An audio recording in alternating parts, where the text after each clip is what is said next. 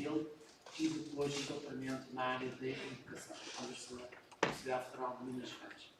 Depois todo um percurso que combina as duas coisas, estas duas áreas, e esse percurso inclui, por exemplo, assim, apenas dar alguns pontos que acho importantes, responsabilidade pela revista da ABENS, e portanto aqui uma parte mais científica ligada à educação e engenharia. Assumo agora a presidência da ABENS, portanto aqui uma parte mais de gestão, e serviu também como diretora da área das ciências, das engenharias do CNPq. O CNPq é um pouco paralelo à FCT em termos brasileiros, e portanto temos aqui também a parte da gestão e parte da política. E portanto todo este, digamos assim, panorama alargado tem dado, eu diria, um lastro muito grande à professora Adriana, no sentido de estar muito à vontade nesta área da educação e engenharia, e é com muito gosto que nós a temos aqui. Paulo, obrigado.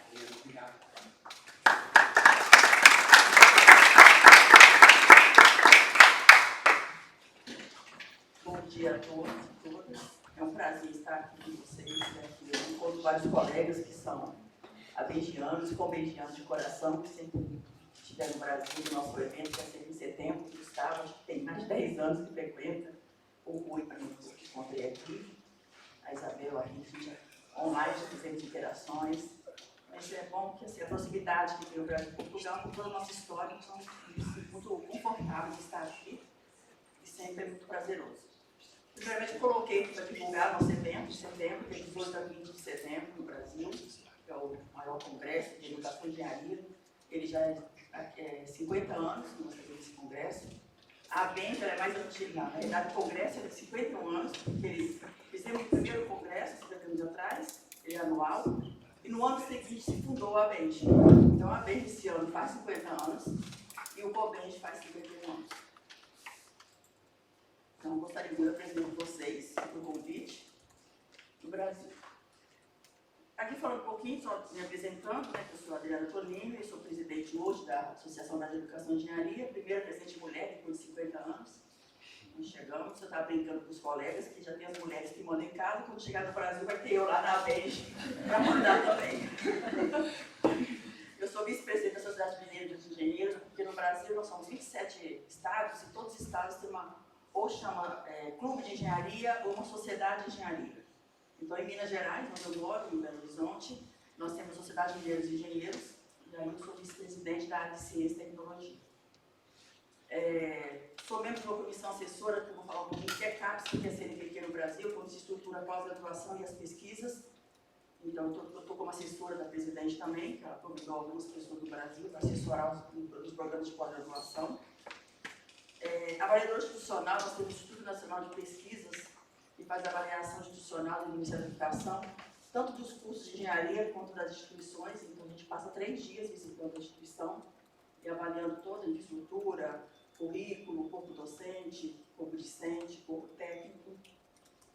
E aí recebe uma nota, né? E isso que faz o diferencial das melhores instituições do Brasil. E sou professora associada à Universidade Federal de Ouro Preto, de Minas Gerais, que é uma cidade histórica e conhecida internacionalmente.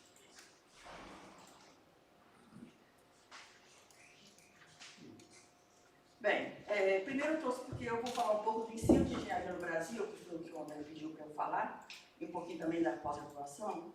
Só que a gente estrutura o currículo de engenharia nas diretrizes curriculares nacionais, que eu vou mostrar também, e dentro do que é um contexto atual, né, tanto não só do Brasil como mundial, que precisa ser reformulado os currículos para atender o mercado interno e o mercado externo da formação de engenharia.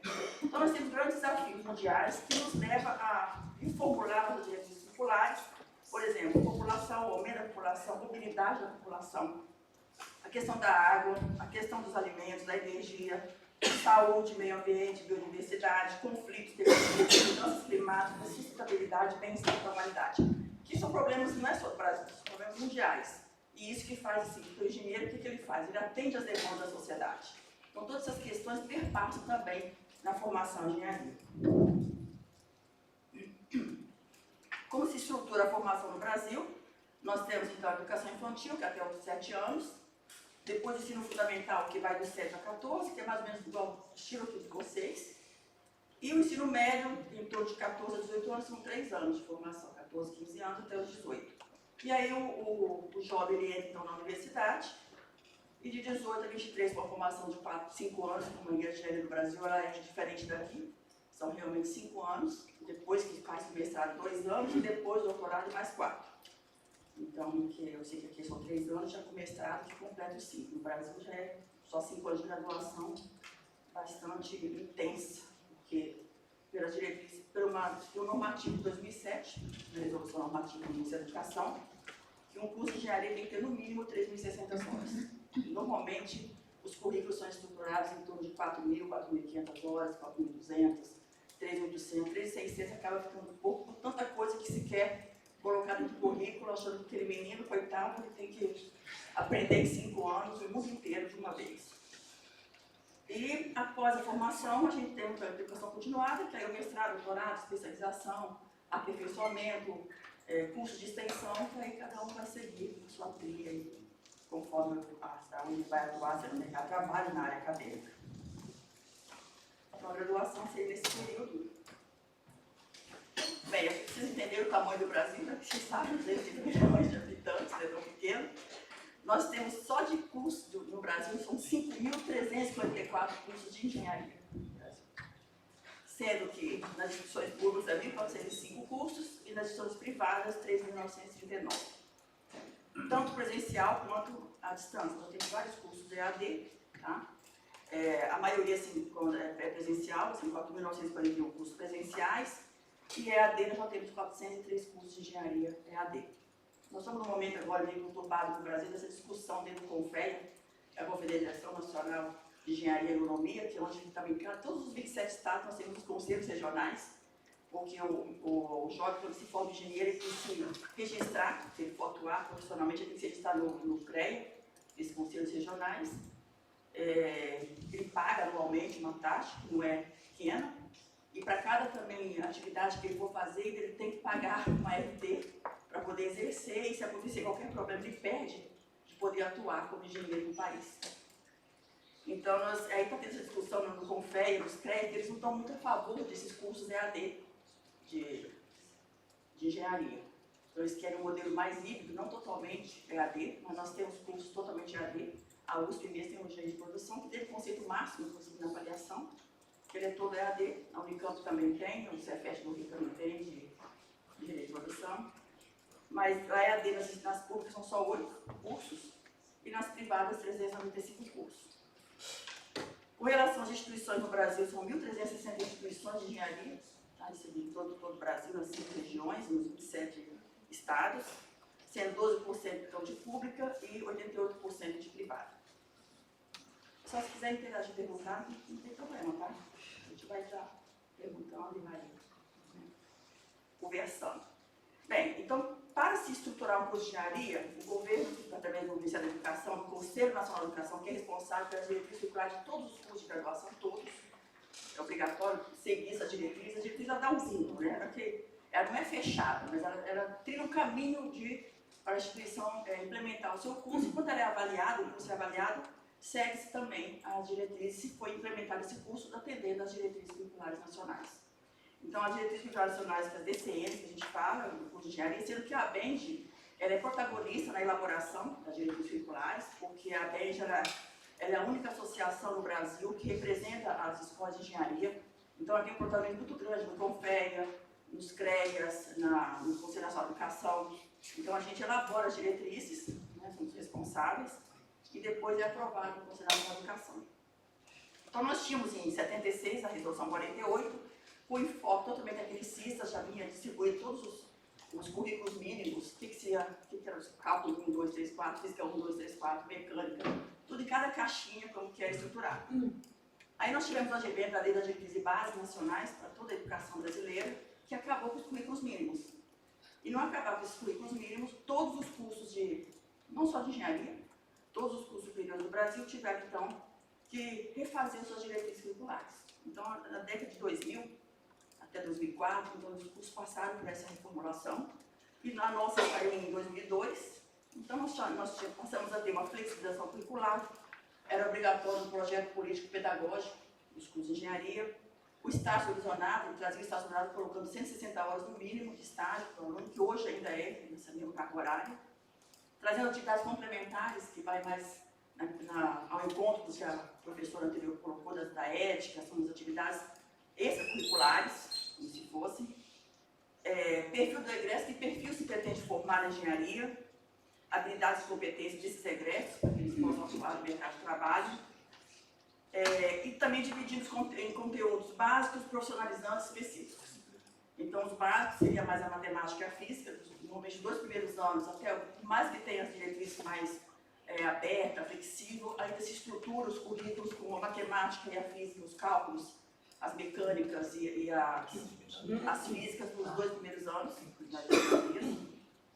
Realmente ainda é muito puxado, é muito pesado por aluno nos 2 primeiros anos, é onde a motivação, porque as escolas ainda não têm uma dificuldade de como realmente fazer com que o aluno tenha aquela base sólida da matemática e da física, para que ele possa exercer bem a função de engenharia e conseguir mantê-lo, então, nos cursos. Isso é um trabalho que as escolas de engenharia têm uma dificuldade muito grande nisso. Acho que meus colegas estão aqui para confirmar isso, o Otávio, que trabalha com a física, né? E aí se estrutura, então, em base profissionalizantes específicos. No caso de profissionalizantes, são as disciplinas comuns de várias engenharias, né? Por exemplo, esses materiais, tem na engenharia mecânica e tem na engenharia civil. Então, a gente trata de profissionalizante. Específico que é específico da área, materiais de construção, a engenharia civil, né? Então, se estrutura dessa forma, mas não traz nome de disciplina nenhuma na diretriz, só fala que se organiza nesses conteúdos, mas não fala, no básico tem que ser isso, no profissionalizante, isso não. Exigindo o trabalho final de curso, eles têm que apresentar um trabalho final de curso, né? Na diretriz 2002, o trabalho final de curso ele era individual. Nós agora fizemos uma nova diretriz, que já é tão nova, né? As diretrizes atuais que é 2019. O trabalho final de curso ele pode ser em grupos, também. Também se organiza com essa... Eu acabei misturando, mas é porque eu já vou explicando os dois, né? Algumas coisas que vieram nessa de 2019, colocando mais a questão da competência, ela traz as competências, são 10 competências que os engenheiros têm que atender para poder formar de fato a engenharia. Depois eu vou falar mais na frente um pouquinho da questão do corpo docente, de avaliação, que teve uma mudança também. Detalhe, o que é esse projeto político-pedagógico? A gente sentiu muito que em 2002 a gente colocou lá, a exigência de projeto político-pedagógico. As escolas não conseguiam estruturar isso, porque dentro das escolas de engenharia são engenheiros, não tem pedagogo, não tem a vaga da educação dando o apoio. E aí, na diretriz de 2019, a gente explica o que tem que conter um projeto político-pedagógico. Então, acho que a 2019 ela vem muito para detalhar a 2002, que ficou uma coisa muito para o engenheiro não entender. A gente fez um papel mais de pedagogos, né, na elaboração da de 2019, para que os engenheiros possam entender e realmente formular o currículo. Porque ainda temos cursos de engenharia no Brasil que ainda seguem a 76, 48, 76. O tamanho de dificuldade de curso que nós temos, a gente não consegue controlar e nem fazer uma avaliação de ajudar e ir nas escolas implementar isso. A gente não tem pernas para isso, a gente põe à disposição, mas não tem como, são 4.000 e tantos cursos, né? Então é complicado a gente acompanhar o que está sendo feito de fato. É o que a gente faz através do COBENT, a gente convida todos para participarem, que aí tem todas essas discussões sobre direitos curriculares e tal, para que elas possam, então, se adequar aos seus cursos. Nós também fizemos um nivelamento, agora o aluno chega com essa dificuldade que está vindo da educação básica, das matemáticas, da física, então tem um nivelamento para poder conseguir esses 2 primeiros anos das engenharias. Temos também o acompanhamento do egresso, para onde vai esse sujeito, porque tem pesquisa que já mostra no Brasil que apenas 41% exercem engenharia de fato. Eles vão para outras áreas do conhecimento e menos a engenharia. Então, eles nem fazem, se registram nos conselhos regionais, que são os CREAs. Porque, por exemplo, o mercado financeiro no Brasil, a maioria são engenheiros que estão atuando. E aí, não precisa ter registrado no CREA para poder atuar. Avaliação também diferenciada, não é só prova, né, tem vários modelos de avaliação que a diretriz abriu. Então, a gente está com menos perfil, tinha uma lista de 15 perfis que era um Deus para poder estar nos 2002, perfil que ele tinha que ser. Nessa, a gente tirou esse perfil e colocamos as competências. Então, transformamos, melhoramos esse perfil para de forma que sejam as competências que se espera para atender o mercado de trabalho. Então, em resumo, da 2012 para 2019, eu já falei um pouco, mas assim, a 2019 ela traz a questão das metodologias ativas, que foi falado aqui vários esses dias, né? Aprendizagem ativa. A sala de aula também, um projeto diferenciado que se espera para a formação do engenheiro, mas que se tem muita resistência, tá? Então, a gente faz as diretrizes, mas as escolas ainda querem seguir aquelas caixinhas dos currículos. Então, resumindo assim, o que a gente percebia e que a gente espera para esse novo. Porque quando se trabalhava só o conteúdo, sem pensar o que esse sujeito vai formar, com quais competências, a gente fica, assim, é um saber descontextualizado. Então, ele não sabe mobilizar aquele conhecimento. A gente percebia que eu ia para o mercado de trabalho, ele tinha muito conhecimento, mas na hora que chegava no mercado, dava um projeto, você tem que fazer isso. Ele falava, o que eu faço? Ele ficava perdido, eu não consigo. Não é que ele não consegue, é porque ele não sabia mobilizar tudo que ele aprendeu a atuar. Porque ele não tinha, trabalhando com projeto, aprendizagem ativa na universidade, para poder chegar no mercado de trabalho, que é isso que é o nosso diferencial agora, ele possa, de fato, mobilizar tudo que ele aprendeu, para lembrar que trabalhei com esses projetos assim, e saber atender melhor o mercado, e a ele mesmo, com todas as competências que ele conseguiu adquirir na sua formação. Então, é saber o que fazer com o que está aprendendo. Então, de fato, a gente pretende que esse dia chegue ao mercado de trabalho sabendo fazer o que ele quer, sabendo mobilizar esses conhecimentos. Então, esse que é nosso maior desafio, tá? Nas escolas de engenharia, e de 4.900 e tantos cursos, a gente conseguir fazer isso no ano de trabalho. Então, as diretrizes curriculares, nós temos os cursos, os projetos, trabalhando com projetos. Então, na entrada, o acolhimento dos ingressantes, depois na saída, o acompanhamento, a instituição, né, com toda essa parte da infraestrutura, todo esse suporte de infraestrutura, do corpo docente, corpo técnico, os laboratórios, e também prevê uma capacitação docente. Por quê? Os docentes não estão acostumados a trabalhar com aprendizagem ativa, né, todos que estão. Então, a gente estimula essa capacitação docente, para que eles possam, então, trabalhar com metodologias de ensino-aprendizagem diferentes nas escolas.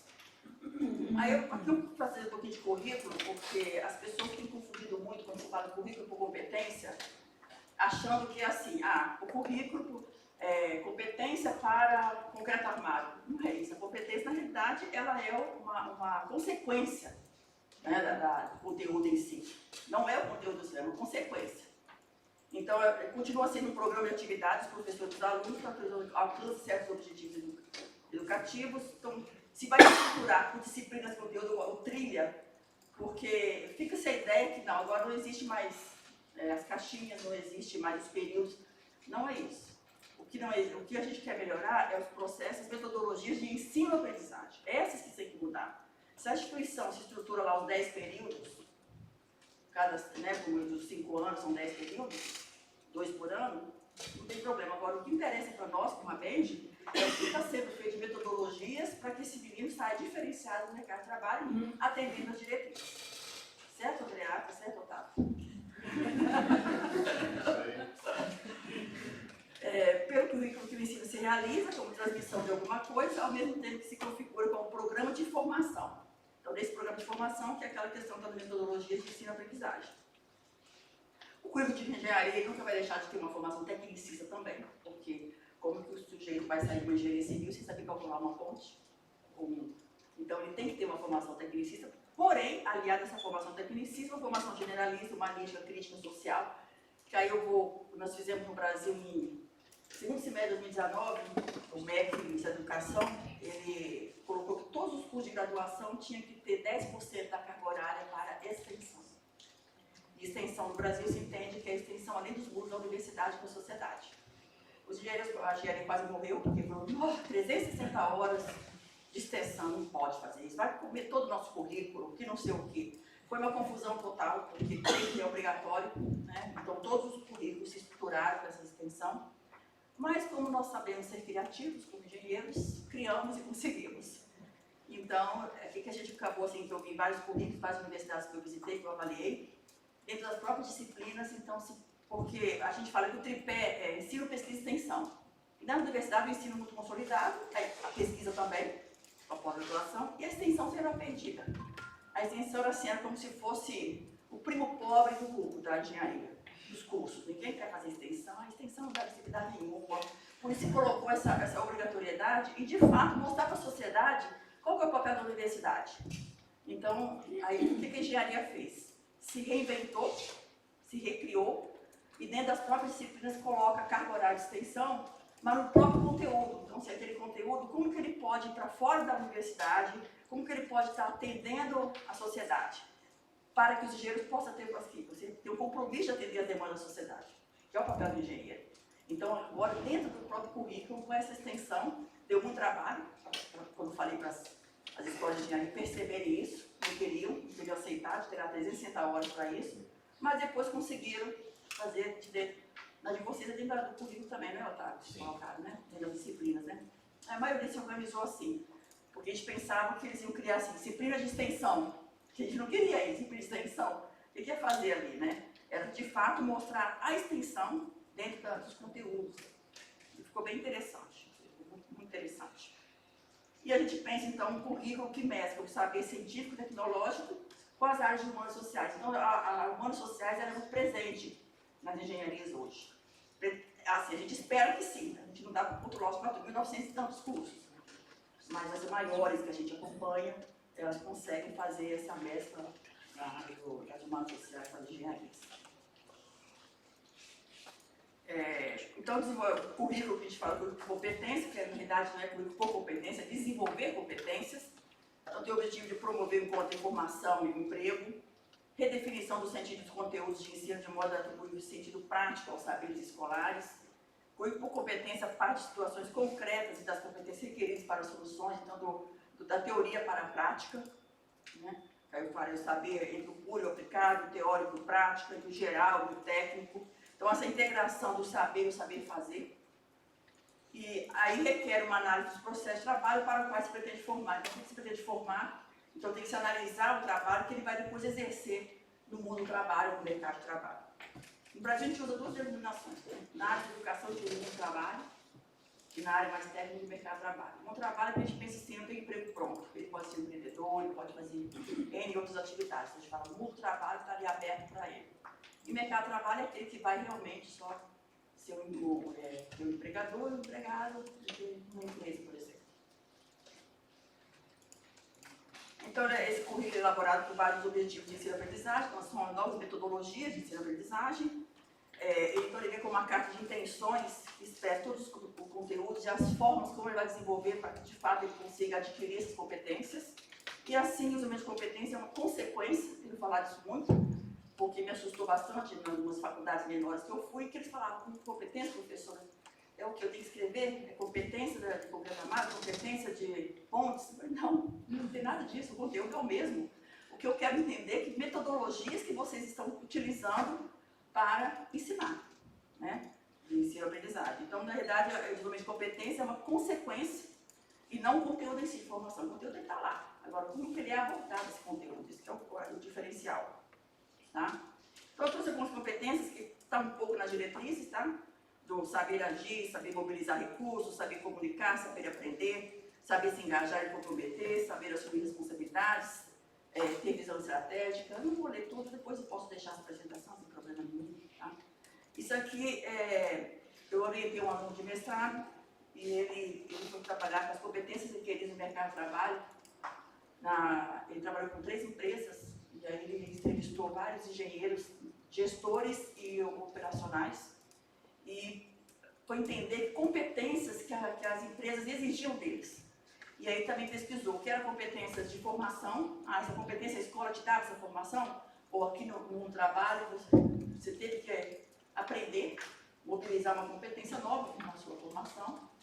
E aí nós listamos sobre as competências, que foram as principais que ele conseguiu na pesquisa, que é capaz de trabalhar em equipes, criatividade, visão do mundo amplo global, capacidade de inovação, capacidade de relacionamento interpessoal, iniciativa de ação e decisão emocional. Por que eu trouxe isso? Porque quanto mais você pesquisa, uma das minhas linhas de pesquisa de programa de pós-graduação é exatamente competências. Eu normalmente uso mais o modelo francês e não o americano, porque o americano é mais por desempenho, o francês ele tem uma abordagem mais humanística, então eu prefiro. mas a gente sempre faz esse contraponto com as duas vertentes. E quanto mais os meus alunos pesquisam isso, mais vai surgindo novas competências. A cada ano, assim, a cada 2 anos, que entra um aluno que vai trabalhar com competências e que vai fazer pesquisa do mercado, novas competências surgem. Então, por isso que eu acho interessante. Esse aqui foi há 5 anos atrás. Se eu pegar um de agora, já tem outras competências lá, mais competências nesse quadro. Bem, então a competência ela traz 2 viés, para o indivíduo, claro, a formação dele, e para a organização, que ela também quer saber o que ela vai lucrar com isso, né?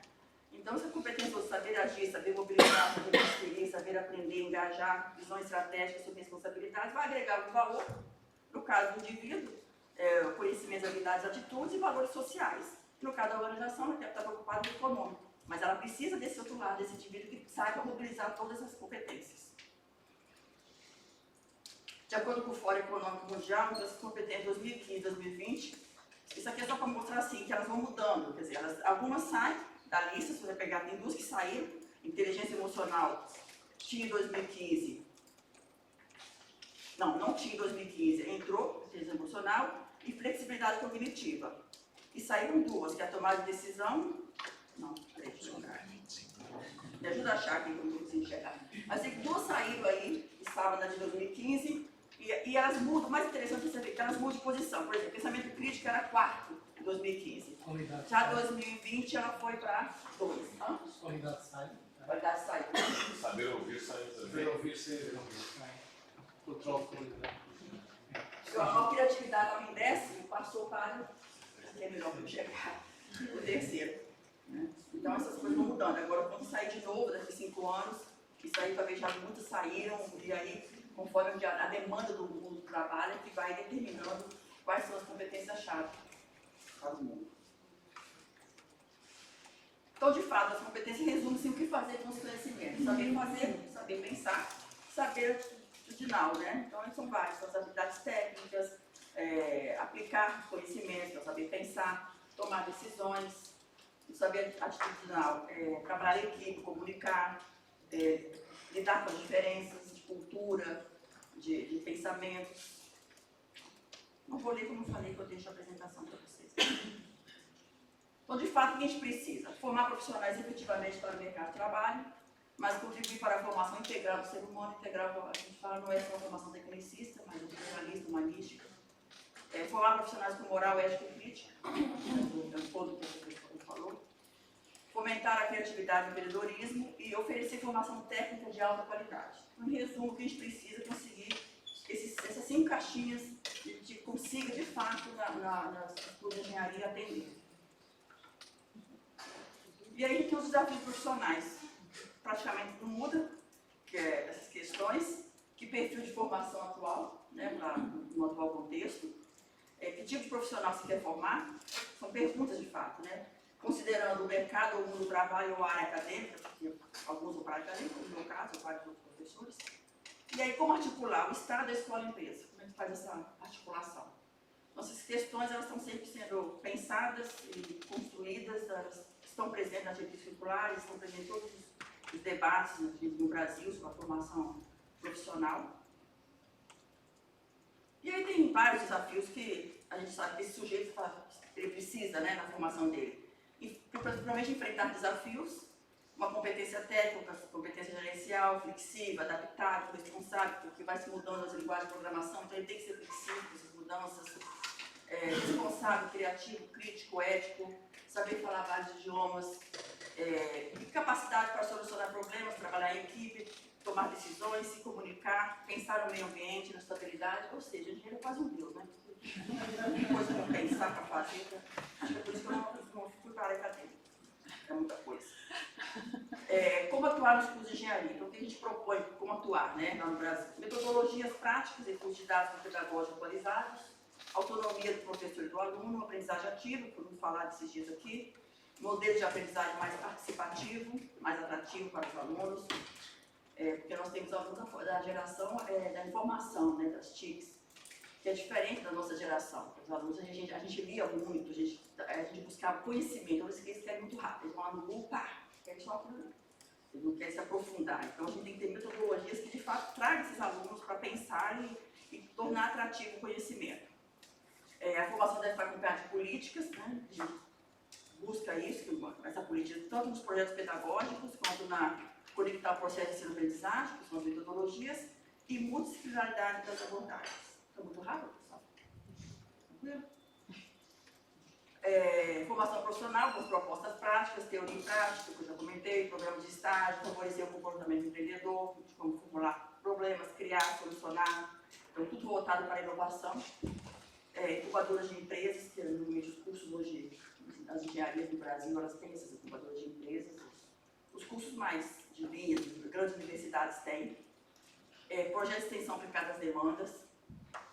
Mobilidade tecnológica de alunos e professores, que a gente tenta incentivar isso.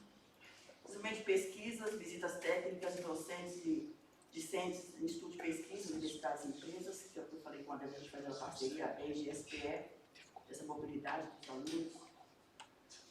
Graduação sanduíche, conhecimentos técnicos, sociais e humanos, compreensão do alcance e responsabilidade social da sua atividade. Quanto mais a gente vai detalhando, a gente vê que é muita coisa para formar um engenheiro de fato, né? Para atender todas as demandas e todas as demandas diferentes. Então, a formação no Brasil, ela busca aperfeiçoamento constante para atender essas demandas, de fato, busca mesmo, que as vagas para engenharia, elas exigem essa atualização, e busca profissionais que têm cada vez mais qualificação. Então, daí que a gente acha que é importante essa boa formação, os currículos estão sempre atualizados, porque mesmo sem experiência, a gente sabe que o engenheiro se destaca em outras áreas de conhecimento, por isso que ele pode atuar em várias áreas, principalmente mercado financeiro, área de marketing, também tem muito dinheiro atuando.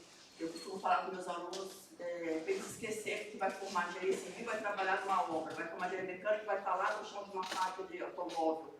E aí, se cuidar, esqueça isso. Você pode estar dentro do hospital, ser engenheiro do hospital, do lado de logística no supermercado. Então, que não existe mais esses... O engenheiro tem que ser aquela formação. Ele é um leque de formação hoje, né, na engenharia. É a tendência que as empresas realmente sejam mais exigentes com essa formação. E esse número campo de atuação, eu estou dando exemplo agora para vocês. Então, a gente acha que é um campo que sempre esteve em destaque no mercado de trabalho, realmente, a engenharia é um campo de destaque, justamente por essa facilidade de resolver problemas e do raciocínio lógico aritmético que o engenheiro tem. Então, ele ocupa várias posições gerenciais, por exemplo, que seria na administração, que é o engenheiro que ocupa. Nossos concursos públicos no Brasil, 80% são engenheiros. Isso possui a capacidade de aplicar tecnologia na resolução de problemas. Essa característica permite às empresas reduzir o tempo e gasto para encontrar soluções. Daí, porque tem mais mercado, né, para os formandos de engenharia. São responsáveis por injetar grandes ideias e possibilidades essenciais para as empresas, que são essas que eu falei do raciocínio lógico aritmético.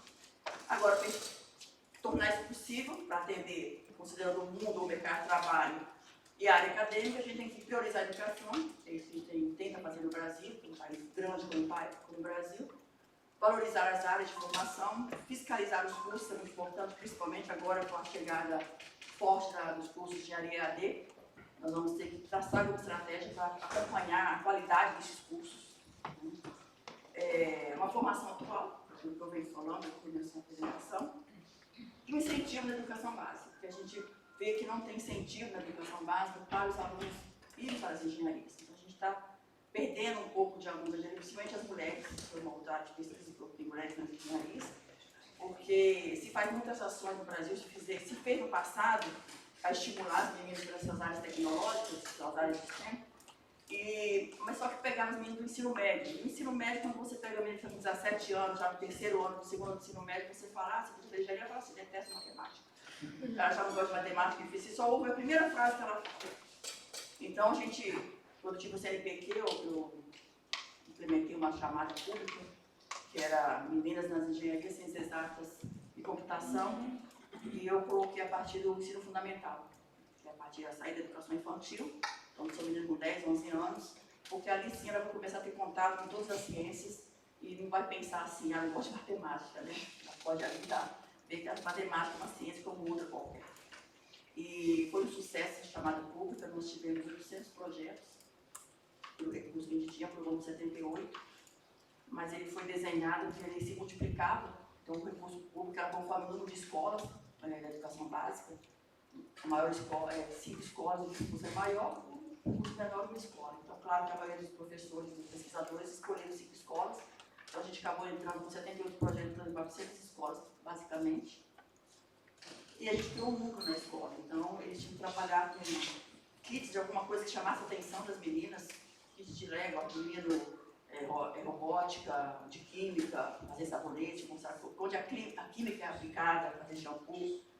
E tudo que foi comprado por dinheiro público, se criou um núcleo na escola e se ficou lá na escola. Então eu falo que o governo ele foi um ano que ele deu recurso público, mas que depois a escola recebeu tudo, inclusive os professores foram formados também, e podia dar continuidade, que hoje os projetos vários continuam no Brasil todo, que vem lá de 2018, a gente vê esse chamado. Essa frase aqui é de 2001, que eu acho que é tão atual, né? Que fala o seguinte, desse secretário do governo Clinton dos Estados Unidos: atualmente temos que preparar estudantes para empregos que ainda não existem, para usar tecnologias que ainda não foram inventadas e para solucionar problemas que ainda não sabemos que são problemas. E é verdade, né? Então, de 2001 é atual, super atual, né? Principalmente na engenharia, isso é uma realidade super atual. Bem, então o meu colega aqui da SBE, o André, pediu para eu falar um pouco sobre... Então, a parte de engenharia eu terminei, tá? Estava demais, né, falando da formação da engenharia no Brasil. Vou falar um pouco da pesquisa, como que essa estrutura no Brasil. Então, nós temos o MEC, do Ministério da Educação, temos o MEC e o Ministério da Ciência e Tecnologia também. São dois ministérios separados, muito grandes. No Brasil, muito grande. Muitos funcionários, muito recurso. O MEC tem um recurso, por exemplo, de 110 bilhões por ano. O Ministério da Ciência e Tecnologia de 4 bilhões, é a diferença, né? Porque o MEC tem todo o ensino, tanto o ensino educação básica quanto o ensino superior. E aí nós temos dois órgãos de pesquisa. Um fica dentro do MEC, que é a CAPES, vou falar daqui a pouco, e o CNPq, que é esse que eu já fui diretora lá, por 5 anos, que é o Conselho Nacional de Incentivo Tecnológico, que fica no Ministério da Ciência e Tecnologia, e que ele, na realidade, ele cuida do pesquisador. Então, a gente faz chamadas públicas para o pesquisador. E nós temos uma chamada pública também todo ano, que é Bolsa de Produtividade. Então, os maiores cientistas do Brasil eles apresentam projetos do que eles estão pesquisando, então eles têm uma bolsa constante. Então, nós temos pesquisadores do CNPq que recebem a bolsa há 20 anos, 15 anos. Ele só renova a cada 5 anos e apresentou um projeto, mostra uma superprodução científica, internacional. Então, tem todo, né, tem que passar por uma planilha de avaliação, que são outros cientistas que avaliam, mas ele consegue manter uma bolsa ao longo da sua carreira inteira, quando ele realmente é um pesquisador de ponta, aqueles caras que estão lá nas vacinas, fazendo alguma coisa diferente realmente para poder ter essa bolsa, que é muito concorrida, muito. Então a missão do CNPq é fomentar a ciência, a tecnologia e a inovação e atuar na formulação de suas políticas, contribuindo para o avanço das fronteiras do conhecimento, desenvolvimento sustentável e a soberania nacional. Então tem como visão ser uma instituição de reconhecida excelência na promoção da ciência, da tecnologia e da inovação, com elementos centrais do desenvolvimento da nação brasileira. O CNPq ele tem hoje em torno de 15 mil pesquisadores que recebem essa bolsa, né? Mas que produz muito, eles têm uma produção científica muito grande, para eles manterem isso. E eles também são os comitês assessores desse órgão que faz a avaliação dos projetos. Não deles, eles não podem, mas os colegas para poder todo ano fazer entrar no sistema ou sair e entrar. A gente não entra no novato porque o orçamento do CNPq praticamente é estável, na faixa de 1,1 bilhão por ano. E aí, então, essas pessoas, para entrar um novo, normalmente quando morre o pesquisador, a gente fala lá, só vai entrar um novo se morrer. Mas é a verdade, por incrível que pareça, quando eu fiz lá 5 anos, eu vi que era assim mesmo.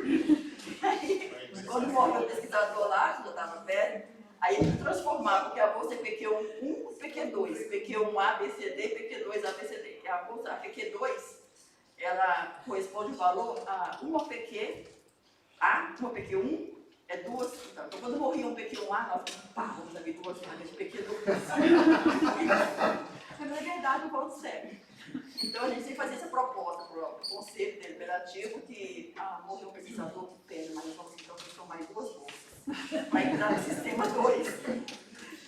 Realmente, dessa forma lá, a competição é muito grande, né? E eles são as estrelas, eles são os cientistas do Brasil, realmente. Quando tem alguma coisa para resolver, eles estão pesquisando há tantos anos, você dá lá, eles resolvem. Quando tem a questão do Covid, está com a Fiocruz, então são os órgãos que vocês ouvem falar aí, que são os top do Brasil. Bem, a CAPES já é dentro do MEC e ela já estrutura a pós-graduação, então programas de bolsa para mestrado e doutorado na CAPES.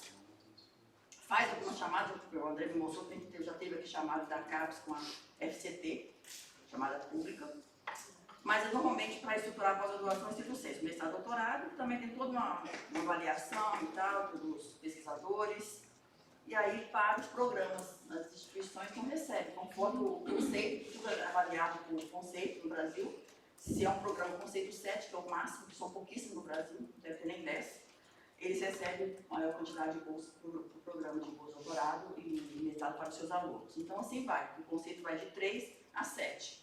Quem tem 3, aí recebe uma bolsa do solo, e o outro já tem conceito 7, recebe 30, 40 bolsas. Então, é o que, justamente para estimular esse melhor conceito, para que aí está proporcional à bolsa ao quanto ele é avaliado, né, pelas comissões. Então, não preciso ler isso aí, é mais para entender que o CNPq, como a gente fala, cuida do pesquisador, a CAPES cuida da formação do pesquisador. E como é que é essa estrutura? Então, nós temos o Instituto Nacional de Ciência e Tecnologia do Brasil, que tem 3 atores principais, que é no campo político, as agências de fomento, que são essas que fomentam a pós-graduação e os pesquisadores, e os operadores da ciência e tecnologia na ponta. Então, na parte política, tem o poder público, são os ministérios, o poder legislativo, executivo, as sociedades, que é a ABC, a Academia Brasileira de Ciência, a Sociedade Brasileira de Progresso da Ciência, o CNI, o Conselho Nacional das Indústrias, também participa. E aí a gente fomenta, que vai fomentar para os pesquisadores das instituições o recurso que vem, então, desse poder de cima. Então, através do CNPq, da CAPES, a FINEP ela é a parte da infraestrutura dos laboratórios, então nós temos uma outra agência, que também é do Ministério da Ciência e Tecnologia, que financia equipar os laboratórios, vamos dizer assim, com toda a parte de infraestrutura, a IAB também chamada pública, os pesquisadores submetem, e aí pode comprar os equipamentos para o seu laboratório. Isso tudo com dinheiro público. E o Banco Nacional de Desenvolvimento Social também financia. E as FAPs, que são fundações de apoio. Como o Brasil é muito grande, então todo Estado tem uma fundação de apoio. Então o próprio recurso do Estado, então, por exemplo, a FAPEG, a Fundação de Apoio do Rio de Janeiro, a FAPEMIG, Fundação de Apoio de Minas Gerais. Então tem um orçamento público.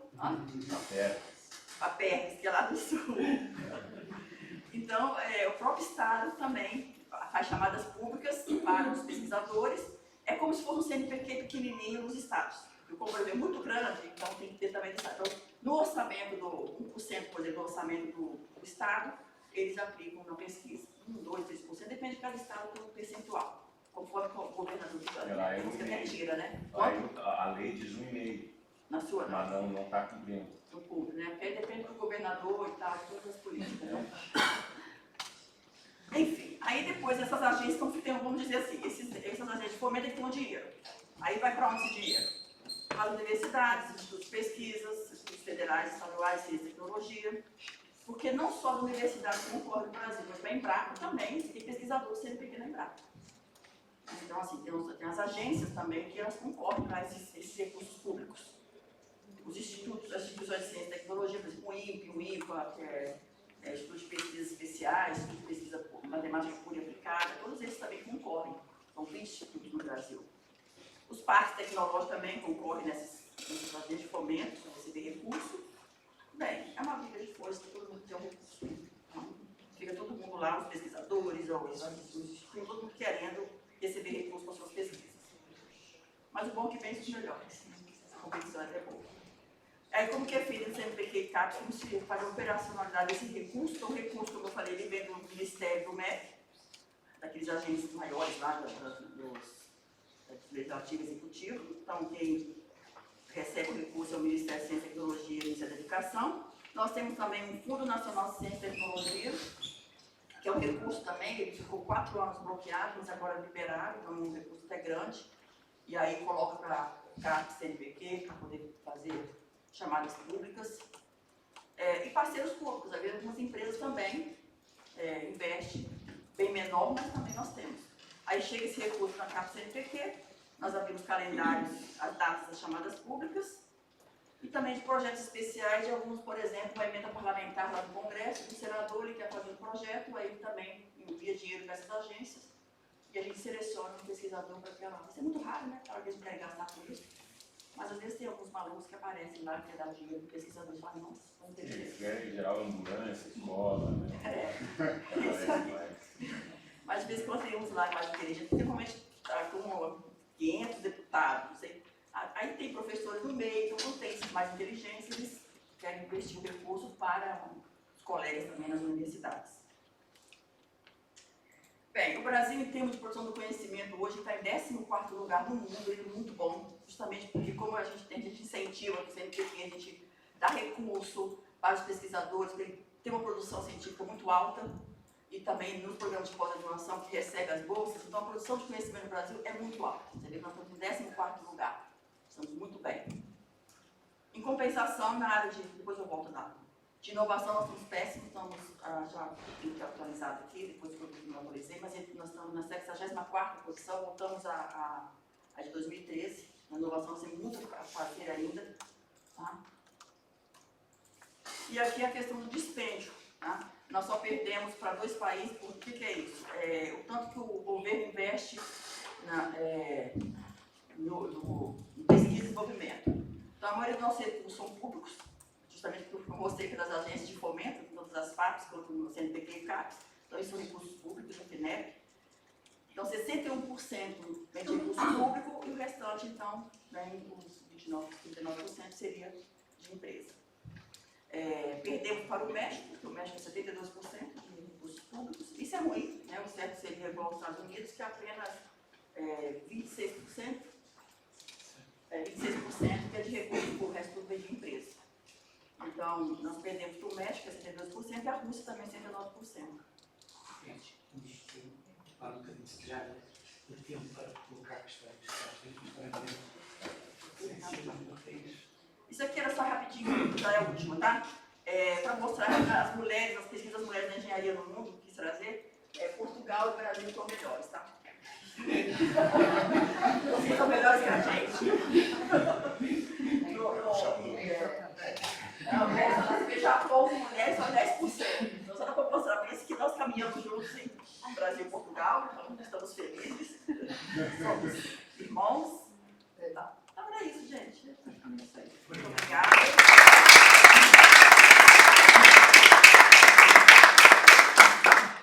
E dava espaço para uma ou duas perguntas para ser sem colega responder mais como se eles dá esse espaço. Vou mostrar aqui direitos circulares, tá? Eu falei das diretrizes para as engenharias. Aí vai trazendo o perfil e competências esperadas do egresso, aí vai fazendo aqui. Então, esse é o momento que as escolas de engenharia... Vou para a direita, acho que está Se disponibilizar nos conjuntos. exato.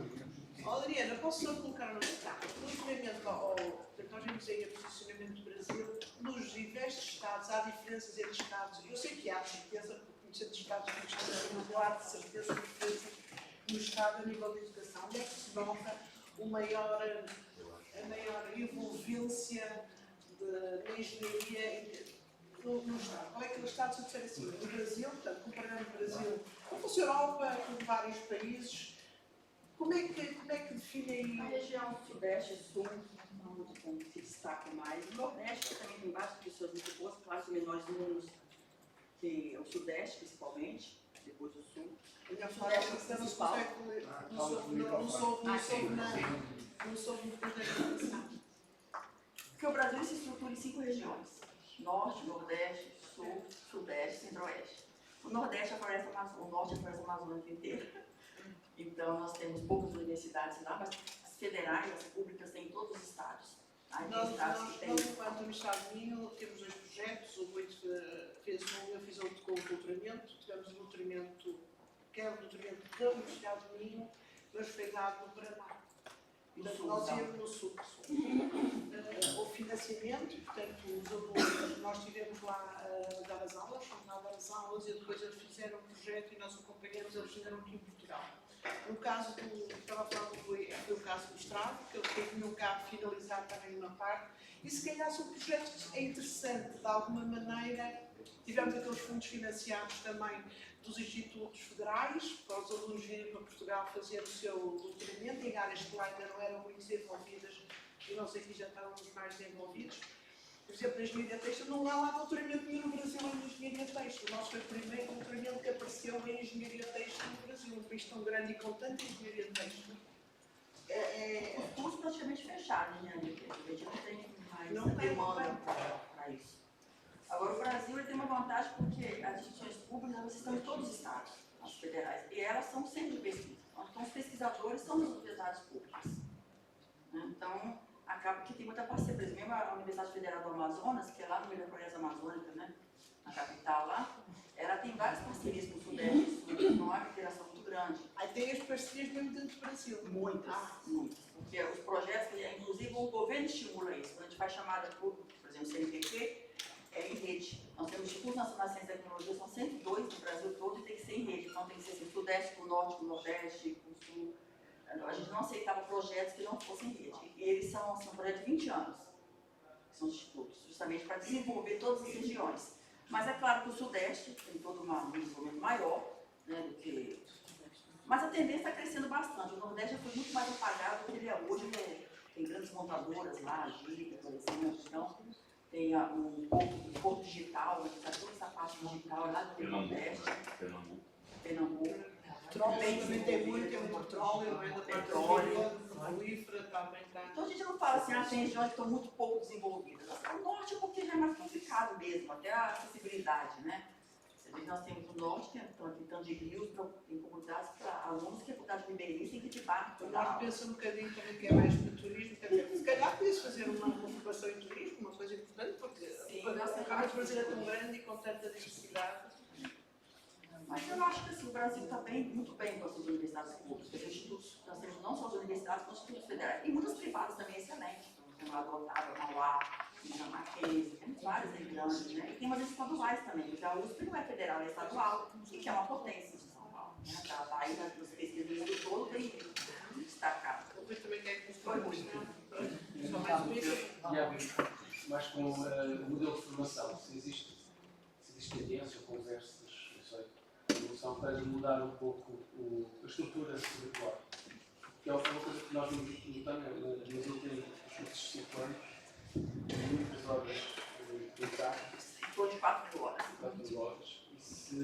E uma grande parte do mundo foi mudando isso, passaram para modelos 3 mais 2, 4 mais 1. Não é só na Europa, também nos locais que acontecem isso. E no Brasil existem essas conversas ou não? Vocês estão preparados? Não, a gente não consegue caminhar de diminuir os 5 anos de engenharia. Tipo fazer um modelo dos Estados Unidos da Europa de 3 anos, depois 2. Não. Tem um grupo muito grande que não deixa nem seguir dentro do Ministério esse discurso, esse diálogo lá dentro. E a gente só de 2 horas também. Não, porque já saiu até em 2007, a resolução já colocou para mínimo 3.600 horas. E falar em diminuir, o povo morre. Já achou que 3.600 não dá, se deixar, eles fazem curso de... Tem instituição que tem curso de 5.000, 6.000 horas, tem de tudo. Né? É verdade. E durante o período até ficou 4 anos, mas a engenharia, no mínimo é 5 anos. E também é isso, não é só carga horária. Lá nessa resolução fala mínimo 3.600 horas e 5 anos. Não pode fazer 4 horas e meia, proibido. Nenhuma instituição pode. Antes podia, estava aberto. Então começou algumas se estruturarem, começou a perceber que a qualidade diminuiu, principalmente as privadas menores, faculdades, assim, que não era nem... Então elas começaram a fazer curso de 4 anos, mas assim, com uma qualidade. Então o MEC já chegou, já voltou a ser obrigatório, ser no mínimo 5 anos e 3.600 horas. A extensão, nossa, é uma guerra até hoje. Nós vamos ter aqui no COBEM, na programação, é uma mesa só sobre a curricularização da extensão, porque eles estão perdidos, né? Tem instituições que falam, como é que faz isso? Está ainda engatinhando nisso. As grandes se estruturaram, foram espertas, já colocaram. As pequenas, elas não conseguem nem implementar direitos curriculares e nem a curricularização. Que foram no mesmo ano, saiu com novas diretrizes, no primeiro semestre, e no segundo, a curricularização. Obrigado. Bem, eu vou deixar por uma uma da Rita e uma da Bárbara, ok? Vou tentar atender até ao final. Agradecer à professora Ariana Caminho, muito obrigada. E temos que prosseguir com o nosso horário. contrário, ganhar mais.